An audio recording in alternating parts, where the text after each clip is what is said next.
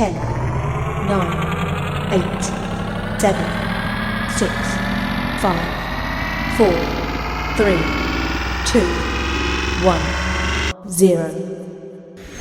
Look, up in the sky, it's a bird. It's a plane! There's no need to fear. I'm black, y'all, and I'm black, y'all, and I'm blacker than black, and I'm black, y'all, and I'm black, y'all, and I'm black, y'all, and I'm blacker than black, cause I'm black. Hey everybody, welcome back to Supa Black, an all-black panel podcasting experience where we talk about all things superhero, past, present, and future. From Marvel and DC to anime, there is no stone we will leave unturned as we take a deep dive into the genre of superpowered individuals and the worlds they inhabit. I am your friendly neighborhood host, Zuri Washington. I use she, her pronouns, and you can follow me on IG at Zuri with a fringe on top. That's Zuri with a Z, not Suri with an S. I'll leave it to the rest of today's Supa panel to introduce themselves. Take it away.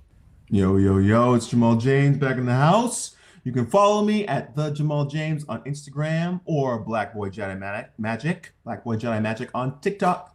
Good morning. It's Richard Harden. Pronouns are he, him, and my stuff is his. And you can find me on Facebook and Instagram with my name. It's Richard_Harden. That's Hardon. On there, I'm usually talking about the other ultimate superpower. Yeah, we're usually talking about money. But today, we're going to have fun talking about being the Hulk. Hey everybody, this is Jason Williams. I use he, him pronouns. You can find me on Instagram at BlueRanger83. And don't forget to follow the podcast on Instagram at Supa Black Podcast, or you can follow us on Twitter at Supa Podcast. And now that we are all assembled, let's get started. So today is a very special episode. We have a special guest with us. She is a writer across a multitude of mediums. Our theatrically minded listeners may know her work from the new musical Gun and Powder, which premiered at the Signature Theater in early 2020.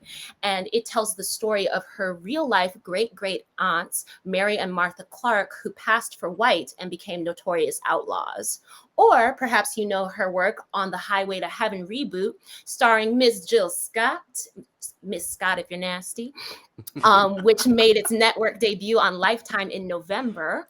But for our listeners on the comic side of things, you can listen to and watch her work in a recent addition to the Avengers campus, Warriors of Wakanda, the Disciplines of the Dora Milaje, now playing 6 times a day at Disney's California Adventure. Panel, please give a warm welcome to Angelica Chéri. Yeah. Thank you for having me. What up? Yeah. Oh my God. I was so happy to get you on here. I literally don't remember how I started looking into you to begin with. I think I started just being like, who is writing or doing anything to do with comic books anywhere? And your name just popped up because of the Warriors of Wakanda. And I just found, and then I was like, oh, okay, let me see how many followers she has on IG and see if she will respond to little old me. And then you did, and I was like, oh, well, I feel so blessed to have you here. So I feel blessed to be here. Thank you. But I feel very honored. Yeah, can you tell the panel and the rest of our listeners a little bit about yourself? Like, where are you from? Yes, well, so I'm one of those unicorns that's actually born and raised in Los Angeles. That's my hometown. Yes, where I currently am located. And I've been writing, I want to say, since I was 14. So I won't give you any math to know how many years that's been, but it was 5 years ago. Don't worry about it. It was 5 years ago. Yeah, it's been a while. But so you're Los Angeles born and raised. Have you ever made your way out to any other part of the country to live for long periods of time? Yes, I spent 6 years in New York, and I did grad school there. I did 2 programs back to back. And it was so funny. And I love, first of all, when I laughed so pleasantly to myself when I saw Zuri, your handle on IG, Zuri with a fringe on top, because I said, this is a Black woman who knows musical theater. Bless us. And no one just makes that. Like, you have to know musical theater to have that handle. So first of all, brava. I would like to say I am a little embarrassed. I hate to admit this, but I knew that there was a song called Surrey with a Fringe on Top, but I literally didn't know what it was from, and I just made the handle. And so, like, my soul is more in tune with musical theater than my conscious mind, obviously, but I really appreciate that. But that's a connection, because that's so specific and so niche that it's like, you're in there. You don't even have to explain. I wouldn't even tell nobody that no more. It's like, yeah, that's my handle. I'm clever. It's okay. I'm gonna edit that out. No one's gonna hear that. So. But so I did this really interesting path. So I did, my undergrad was just straightforward playwriting. It was a theater, degree. And you were at UCLA, right? UCLA, yes. Mm-hmm. Go Bruins! And so I went straight, like, I took a year off, and then I went to New York, and I was there for 6 years. 5 of those years was in grad school. The first program was at Columbia, and that MFA was just in straightforward playwriting. But then I have to always give blessings to Deborah Brevoort, a talented and wonderful playwright, book writer, librettist, lyricist. She was basically like my musical fairy godmother, because she was teaching all of the MFA students at Columbia. The playwriting MFA students had to take this crash course in musical theater writing, like lyrics, just a all-encompassing crash course. And so during that, she basically approached me at the end of the course, because she was also an instructor at NYU. And she kind of pulled me to the side and said, you have a natural talent for these lyrics.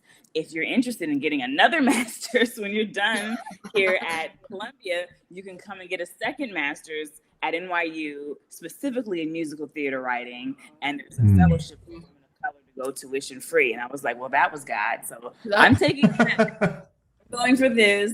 Yes. And so it's been a full circle moment. I've been back in LA now for 5 years, but I spent 6 So, what was my question? So, is Gun and Powder maybe not your first musical, but is it your first musical of note in the zeitgeist of theater? Hopefully, we see so much more from you. But oh my goodness, it's my first musical. Period. Like period. Oh my God, amazing. Period. I would not have, and this is my thing. I say this, with caution, but not really anymore. But I dare to say that I did not like musical theater growing up. Like, I just, I didn't see myself in musical theater. I didn't relate to musical theater. Yes. You see, Jason, you know what I'm saying? Like, I just was like, I don't relate to singing in cornfields, running down the street, like, or running down the dirt road, I don't see myself in these stories. And the convention of, like, just breaking into song, I didn't understand the mechanism of what it was doing in terms of a storytelling vehicle. I just was like, I'm annoyed. I was annoyed. I could suspend my disbelief when it was, something more, fantastical in nature, like, for example, the Disney musicals, right? Like, I could go on the journey for Lion King and even Sound of Music. There were some that were just so grand and beautiful that I was just like, oh my God, yes. But there were others that I just did not attach to. And so going into the course, I was like, oh, I don't even really know musical theater like that. Some people just really go hard, which is, I love now. But Deborah introduced me to the whole class to Caroline or Change. It was a wrap. I was like, oh, so you mean a Black woman being a maid in this household, that can be the character, the lead, the subject of a musical? You mean the washing machine can sing? You mean the dryer can sing? Okay, let me see what's going on here. And so that's why I say all that to say, like, this is why this is my first musical, is because I always kind of looked at it as some other thing, but now I understand what you can do through musical theater. So what made you decide to make Gun and Powder a musical and not a play or a screenplay or, any other medium that you could have chosen? Sure. That's a great question. So, I mean, initially, this was our thesis musical. My collaborator, Ross Baum, who is the composer, brilliant. Like, I don't even think he's from Earth. The way he's able to just, I think he understands humanity through the voice in such a way that's is transcendent. But you know, it came time for us to decide what we're going to write as our thesis musicals, and I was pitching to, you know, ideas, and one of the courses at NYU was source material, and so we, you know, because musicals are often about something else that, you know, some other original idea, and a lot of times look at Hamilton. That's an example of historical figure, Alexander Hamilton, and I thought, well, I've got a historical figure in my family. These two Black women, Mary and Martha Clark, but every time my grandmother and someone, auntie, uncle, cousin, pull out the family photo album, we're flipping through pictures, and then two white women in the middle of the book. And we're like, okay, now what happened here? What's the story? Who is this? The white lady in our family photo album. And it's like, oh, no. These are not white ladies.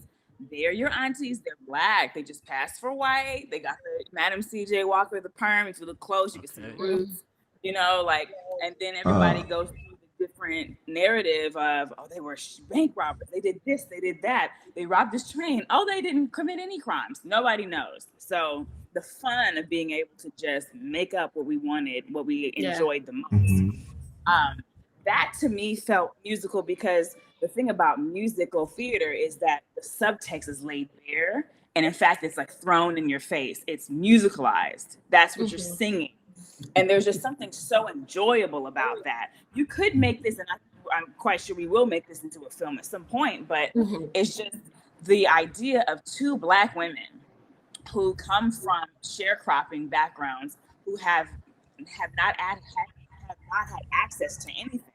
And all of a sudden, they're going to utilize the white supremacy mindset that has been given to them because they have been mixed with white. They can weaponize white supremacy against white people. Like, how do you can't follow that up. You have to explore that music. You have to let right. Oh man. Yeah. I remember when I was I'm really bad about like learning about new musicals that are happening. I don't know. I barely listen to the radio. So sometimes people just tell me things. I'm like, ooh. So, but when I was looking more into like the story behind your great aunts, and I was like, wow, like just like lightning in a bottle that you had this story at your disposal that you were able to like explore and really dig into the nitty gritty of these two Black women who, to some extent, I would say have their own superpower and used it in just like in a different way than we would think like traditional superheroes. But I think that they're superheroes in their own right for sure. Oh, definitely. Oh, definitely. Now it feels like we have to apply our superhero checklist to make sure. Yeah, what's our superhero? Yeah, we've been talking about superhero, what makes a superhero, and we know that trauma is a huge part of it. And I would say that being Black in American society in general is a very traumatic experience. So. Can I ask you how did you decide which stories to tell when you were putting the musical together? I assume there were so many things that you were hearing from all these, different sources. And that's obviously something that was so rare. It's like that was happening a lot. So it's like, how did you decide, okay, this is the story I want to tell about them. This is what I want the world to know about them. Definitely a great question. And this is something, this show we started writing in 2014. So it's been upwards of 7 years now journey. Wow. And so it's taken many forms. The number one, it took a while for us to really land on what the core story was going to be. But we know that we need them to be outlaws. We know that we want them to pass for white, and we want them to be outlaws. And so the passing for white kind of got enveloped into the outlawness, right? Because it's like they had to be able to access this space in order to rob people, basically. But for a while, we weren't landing on the outlaw or what that was going to be. We were just thinking, okay, maybe it's because of, their presence in this town or things were happening around them.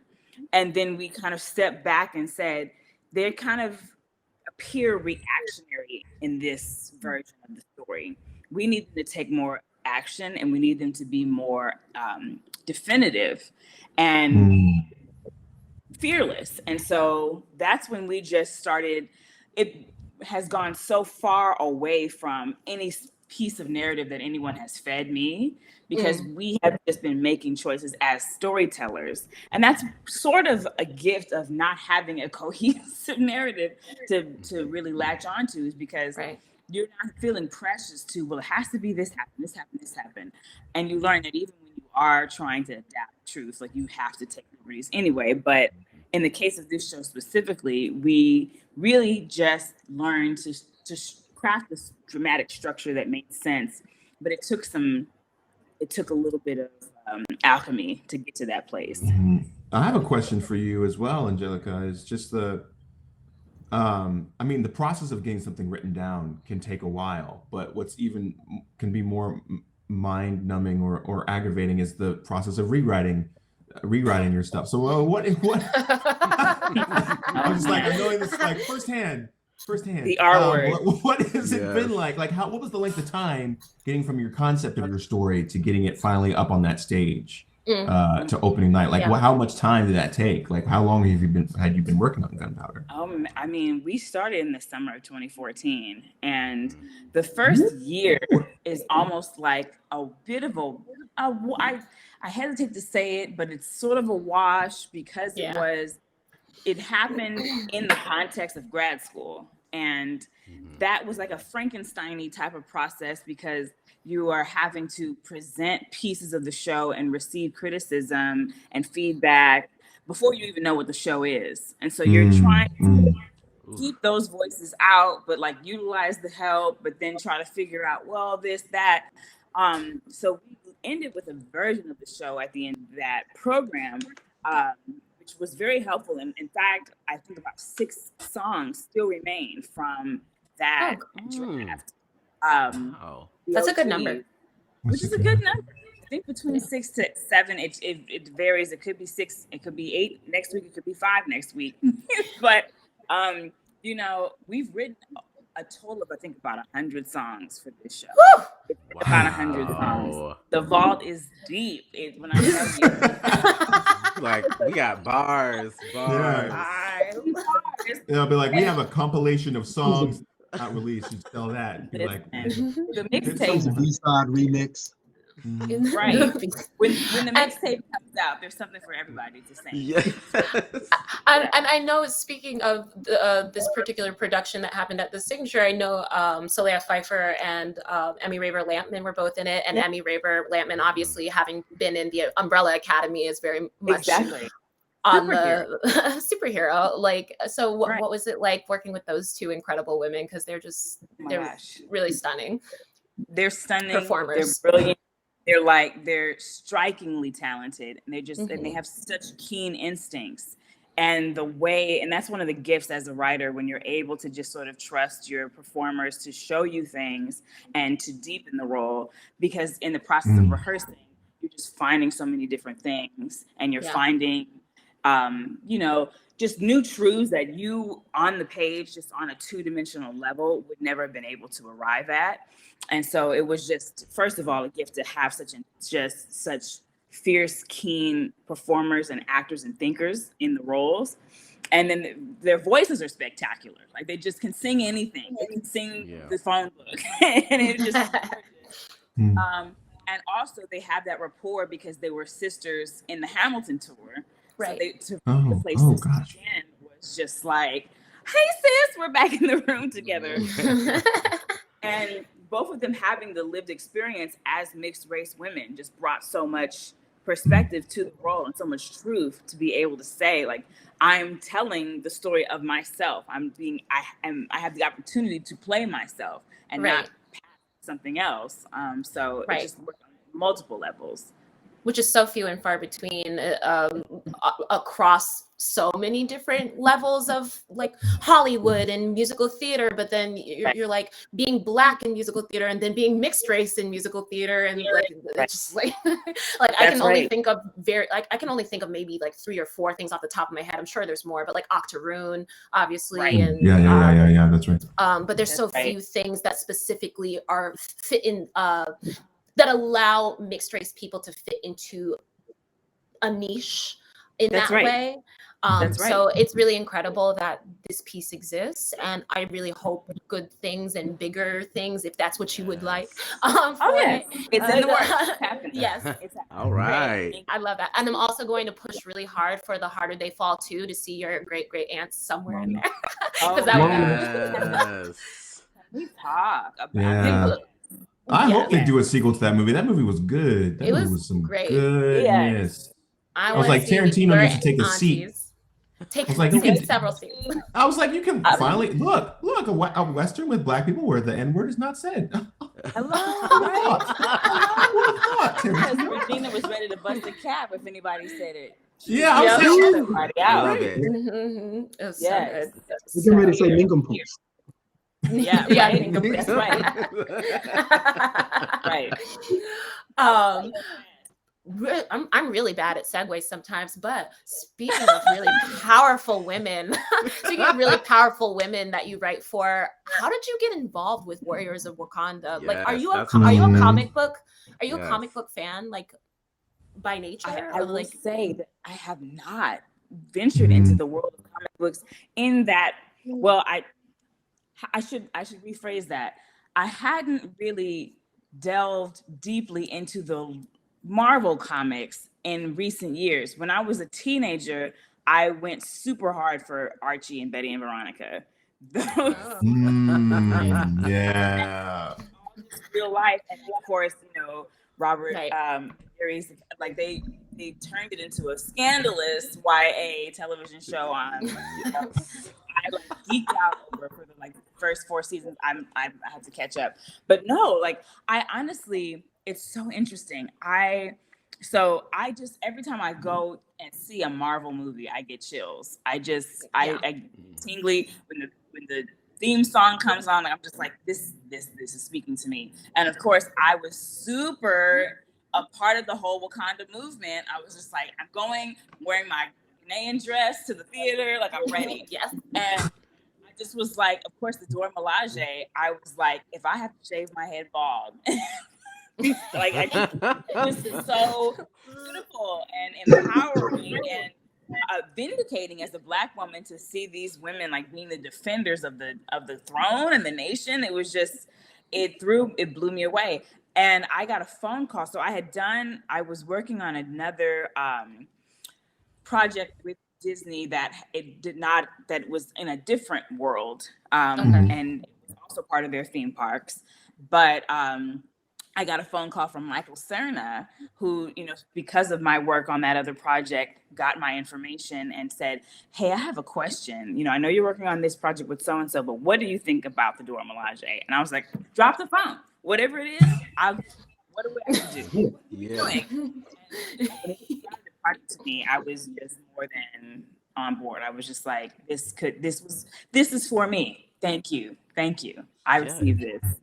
So how long did it take to develop? Oh, sorry. No, it's okay. How long did it take to develop the project itself? It's hard to say because we had so many pauses because of the pandemic. But I want to say that I came onto the project somewhere at the middle-ish end of 2019.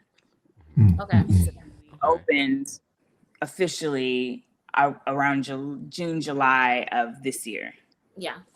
And did you all know when going into it, did you know that it was going to be like, okay, we're going to, train people to be a part of the Dora Milaje? Like, did you know that was the premise of the show, or was that something that you kind of came up with the people at Disney? It was kind of a collaborative conversation because whenever you look at these different audience involvements, that the audience involvement is a big part of what the goal is for these different interactions. Like if you ever see, if you go there, if you have you see the Guardian of the Galaxy, there's a dance portion of it. If you go to the Star Wars portion, like you learn how to use the lightsaber, you know, like there's always kind of involvement where you bring the audience in. And one of the things that they emphasized to me, and of course this is before the pandemic, but how much people gravitated to the Dora in a way that was much more visceral than, you know, Thor or something, like, because, and I think it's because they're women, like people were handing their babies to them and like hugging them and like, hug my baby, you know? Just this warmth. It's like that duality between the fierceness and the ferocity, the power, the also like, the warmth, the maternal, like they're just so, it just was so many levels. And the thought was, okay, so how do we bring the audience in? What will be something that the audience can do? And it just felt, you know, kind of, you know, obligatory. We have to learn. I love that you touched upon that. Yeah. No, the warmness of the thing. It's like, there's something about the Dora where you're like, you are fierce, but you're not cold. And that's something that I feel like the movies did very, very well. There's something about the idea of Wakanda, of like this, even though that you've got the structure of there usually being the men being Black Panther, like it's no contention to say like, oh no, Okoye is the most powerful warrior and no one bats an eye. There's no men. It's like, yeah, I have a huge problem with that. Like the idea of that, like fierceness can be a warm, inviting piece of thing, and that's why I feel like the Dora Milaje get so well. And Zuri shared a video of the show that you wrote, and I was just like, yeah, that training's there. They knew what they were doing. This is cool. This is cool. I have a question for you. Is like, is there something like that for Disneyland as well as Disney World? Because I didn't know what is the cohesiveness right there. Is there something like that between both parks? Oh, that's a great question. And yay! And for those who can't see, I'm putting pictures up on screen. Yes. Look at them. They are so like, famous. It's so funny when I saw them, when we met them, they were like such in character, and they were very like, yes, it is an honor. And then we went backstage. Okay, girl, let's talk about it. At the end of the day, though. At the end, right. Once in the middle of their shifts, and they were still very much in character. Then when we met at the very end, when it was time for them to clock out, okay, girl, so let's talk. And I was like, oh, okay. That's good Disney training. Yeah. I think it's only central to the Disney California Adventure Park because of Avengers Land. The campus, yeah. Because of Avengers Land. Oh, right. Am I ever going to make it to California? Yeah. You got to come out. Yeah. I know. Maybe I'm wrong. So there's nothing Avengers centric in Disney World at all? Not entirely or is that just for Universal right now? Is it still just Marvel Studios with? I think the Avengers campus is only in Disneyland. Okay. As far as I'm aware, I know that there's a bunch of Star Wars stuff in Disney World, but I don't think that they opened an Avengers campus of the magnitude that exists at Disneyland right now. So did you have any interest in like doing more within? I know you said this was like your first kind of foray into it. Would you have any interest in writing more and doing more as far as do you like, is that something that you would eventually like want to keep doing since you've had like the success with the show at Disney? Like, is that something that you would be interested in? Oh, I would definitely write an Avengers movie. No, hands down. Oh yeah. Oh. In fact, I know it's coming soon. Not confirmed, but I'm like, that's happening. Yeah. No, because if it was confirmed, you would say, I cannot confirm or deny. Right. That is the Disney, the Disney response. I want to know if you had your own team of Avengers, who would they be? Like your own team, Angelica, like which Avengers would you pick to make up your team? Oh my goodness, that's a great question. And I don't know if I'd have to, command my knowledge of the Avengers, which is not extensive. But number one, I definitely want to have Black Panther and all the Dora Milaje, Okoye. We need them. But let's just say that off top. We definitely want to get Thor in there. Like we have to have that kind of a, that he's got a ferocity, but then he's got like a big heart to me, So I think we need some kind of balance checks and balances on that level. Iron Man got to just come through with the whole big, like, he's just got to come and crash things down, you know. That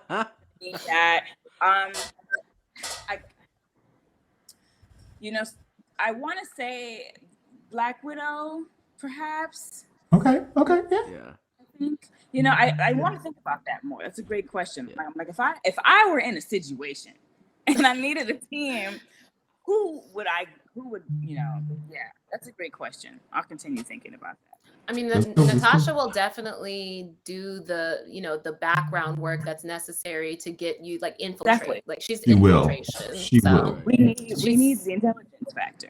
Yes, we 100, and we know that Tony, as intelligent as he is a dumbass. Yeah. So that's his forte. No matter how many suits he's got. No, right. Now for every occasion. We've talked about our origin stories before. We've talked about like some superheroes and things that we, as kids, they just kind of spoke to us or influenced us. And I know you said that it wasn't you weren't as into Marvel or anything like that, but did you have any kind of superheroes or just fantasy characters that really kind of shaped you or you identified with as a kid? That's a great question. So I grew up in the 90s, and yes. I really feel like I was, I did have that Power Rangers moment. We just had to come on and just, yes. the pink and the yellow Rangers for me, like just, the Mighty Morphins. Yeah. I really, really, really related to, especially as a kid.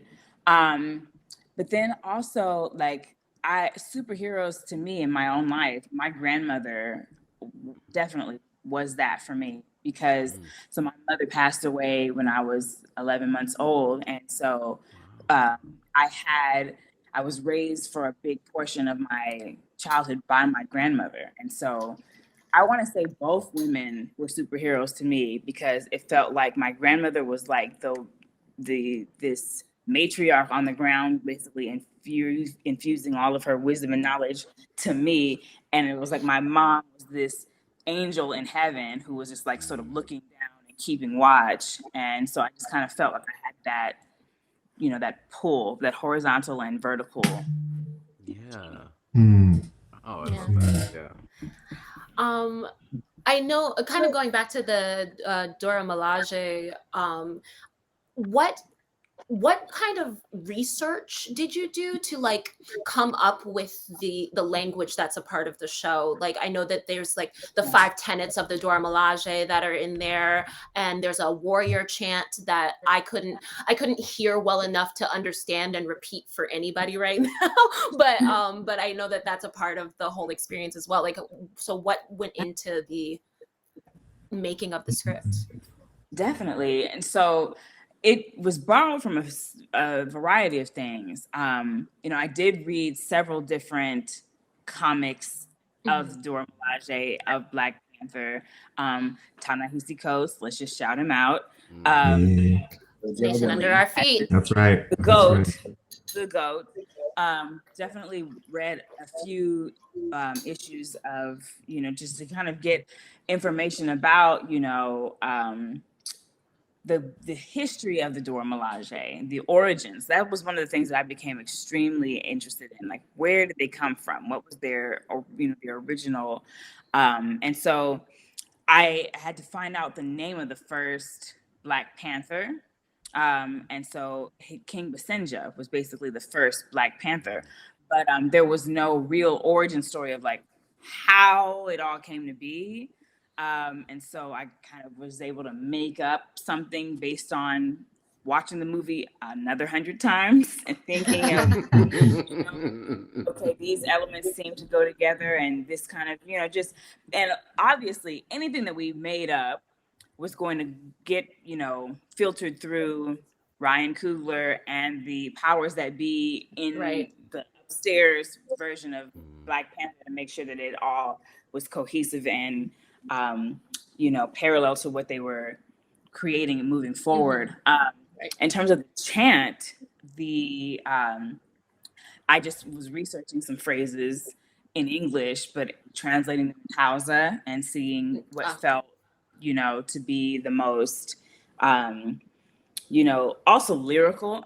And in that way, my experience as a lyricist was helpful because you have to be very mindful of like crowds of people and what kind of vowels and consonants that you're working with, what's going to be easier to say, what's going to be like those big open vowels. And also the 5 tenets of the Dora Milaje was something that actually came from Michael Cerna, one of the producers on the Disney side, because we were just talking through some of the things, just cherry picking things from the movie and from just the general feeling of the Dora Milaje and what we're able to just glean from these conversations, you know, seeing that moment in the movie when Okoye says to, oh my God, Kia, no, Nakia. Nakia, that like, I'm loyal to the throne.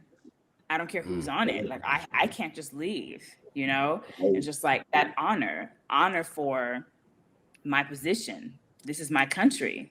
And, it, you know, so tradition, honor, courage, compassion, I think, Did you say strength?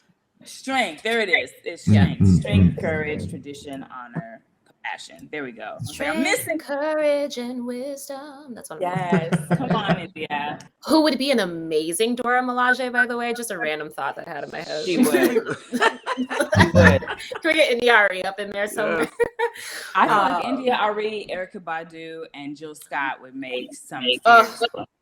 That's true. That's so good. Speaking of Jill Scott, did you touch her skin? Did you like see it? Oh my god! If I could, I just love her so much. Coming out, I probably freaked her out enough because I was just like, just staring and just smiling. But you talking about superheroes, talking to her felt like speaking to a Black Glinda the Good Witch. Like felt like she had like Nag Champa fairy dust that would come out, you know, like I was gonna say she feels like she has an aura around her. Yes, yes. That's how I feel about her and Angela Bassett. I'm like, if I ever meet those two in real life, I'd be like, just glowing. Just look at that joy, the smile.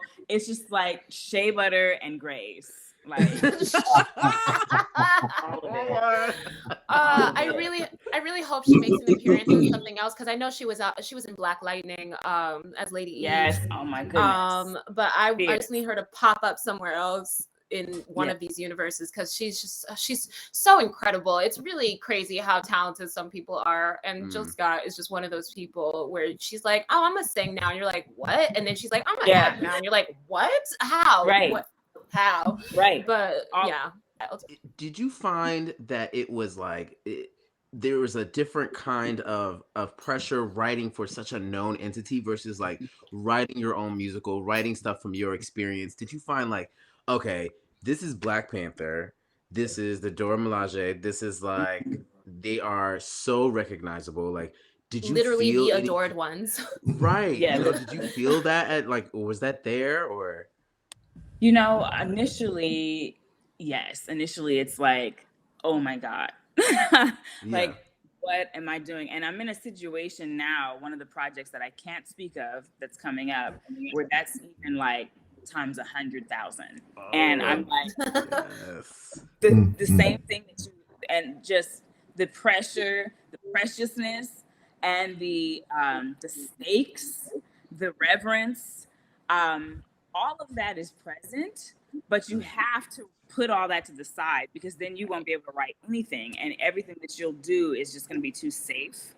So I had to just come in there and get familiar in the way that I'm like, yeah, these are my homegirls, just so that I liberated myself to reinvent and imagine things. And I'm like, and the thing is about writing, if you go too far, somebody will bring you back. You know, in a situation where it's not just your own intellectual property, when it's about someone or about something, someone will let you know if you've gone too far. So it's better to just go there and then be brought back to center instead of like, all right, go further. Okay, go further. It's just go for it. And did you always want to write, or did you ever feel like pressured yourself to get into that, like you had to get into, or was it like this big urge that you just felt Like you just needed to be part of stories and things like that? You know, I was pretty much always a storyteller. My father will tell you it started when I was probably 5 years old. The phone games that we would play, and he would make a voice, he's a singer, and different things like that. I started acting at maybe about 10 years old, 10, 11 years old, doing the nerdiest thing that you could do, which is like these Shakespeare competitions, which was great. Yeah. Oh, wow. Like, That's I was awesome. like in Julius Caesar and Midsummer Night's Dream twice before I was 13. I had no idea what I was saying. I had no idea what I was saying, but I just said it with such conviction. Yes, reading it over now, I'm like, I had no idea what else. And then I played Blanche twice in Streetcar Named Desire, once in high school and once in undergrad. And I read the world now, and I'm like, I had no idea what I was saying. Yeah. Like, who allows a 16-year-old to be Blanche? But I mean, this is a great question that will never be answered because It will never be answered. High schools will continue to do that show. Yes. That's right. It's just like, really? Like, is anyone having a conference about this? But no, they're not. No one's really asking. Because it's a classic. It's a classic, but that not all classics are for children. But most of them are not. Most of them aren't. Most of them are not. But interestingly, I started. So acting was my first way in. But then when I was in ninth grade, I will forever bless my ninth grade English teacher, Alan Sachs, who was he basically brought in this program. It was like a week or a month long. Where it's called Playwrights in the Classrooms, and these playwrights, professional playwrights, came in, like, was just basically helping, students write plays. So I wrote a one act in ninth grade, and I was like, wow, this is so different. This is the opposite side of the page. I love this. This is interesting. Didn't do anything else with it. Was interested in drill team, cheerleading. I was like, I'm doing all these other things now. I'm not doing the Shakespeare competitions. But then there was no theater at my high school. So again, in the 11th grade, I wrote a full-length play and fought to get it approved by the administration so that I could hold auditions, direct, run rehearsals, and then we had 3 performances of it. Mm-hmm. And after that experience, I was like, okay, this is what I'm going to spend my life doing. Wow. 16 years old. So yeah, I just, I never questioned it after that. I was like, this is what I'm supposed to be doing. To have that conviction at such a young age is like, man. Especially for writing. Yeah. Like, and like that takes such a level of discipline and focus that there are a lot of adults who do not have that discipline and focus. So for you to be like, I'm getting this down on the paper and I'm going to write hundreds of pages probably of material. And yeah, it's really like, kudos to you for your like strength and perseverance. Well, thank you. Amazing. It really feels more like a curiosity because, just over this last this winter break, if you want to call it that, I've written a TV pilot. It's not my first, but I've written a pilot. And the thing that happened to me during the writing of this pilot is what happens to me in each project, which is like, I just have to get it done. I have to finish it. The idea just persists after me. I wrote the pilot within a week or something, a week and a half or something like that, because it was just like, once the idea like sat there, it was just like every few minutes, something else. And so I just have to take these, like it will incessantly communicate to me until I finish it. And I'm like, all right, fine. Now you're there. Yeah. But it's just, when I'm curious, I am relentless. I have to finish it. Wow. Yeah. Is there any advice then that you can give? Because I write, it takes me forever. And just like we were talking earlier about rewrites, I wrote a short play. I got, did a workshop of it and got some feedback. And then it was like, okay, rewrites. And then that was like a year and a half ago. And I haven't looked at it I'm like, I don't want to do it. I can't even think about this. So do you have like any advice, anything that you if you could to offer like staying on top of those things, or maybe not being so hard on yourself when you don't. I don't know, like. Definitely. Number one for me, the first draft of anything is about having fun. You have to just have fun. If you are convinced I'm writing this and it has to be perfect, you'll never do it. Like you'll never finish it. Like, you're always in your way. You're in your head. The critic is talking to you, and then the audience is talking to you. All these too many people are talking to you. You have to just like remember that this is for me, even if it is something that you've been commissioned and paid to do. You have to just be having the most fun with it first of all. And the more structure that you get, the harder that becomes, because you have to, when it's TV and film, it's a little bit more rigid, the structure.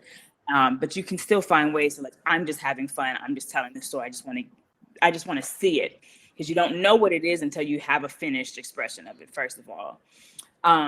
The one thing that I love to do after a draft is to just get people in the room and read it and hear it out loud, because then it gets out of your own head, and you're actually, because it's not a novel, like it's something that you want people to embody at some point. So you have to have breath on it. That's the second thing. Breath. And then I love go away like for a month, a week, however long, depending on your, deadlines, but take some space away from it, read some other poetry, go on a trip, do something and completely let it go, and then come back to it fresh. And you will find things absolutely, completely different. Number one. A lot of times it's return to your favorite album, your favorite TV show, your favorite film, something, your favorite museum, whatever that thing is that gets the engines going again, go back to that thing. But then the most practical is set deadlines. There's no inspiration like a deadline. Even if it's a self-imposed deadlines get the job done. Deadline, yeah.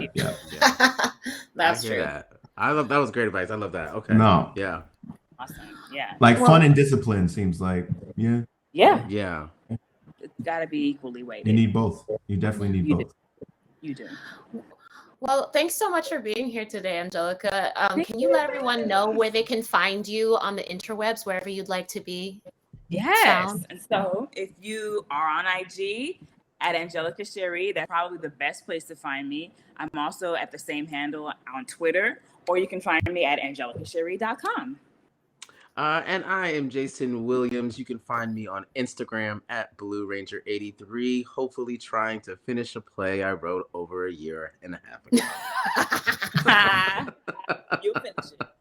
My name is Jamal James, he, him, his pronouns. You can follow me at the Jamal James on Instagram, or Black Boy Jedi Magic on TikTok.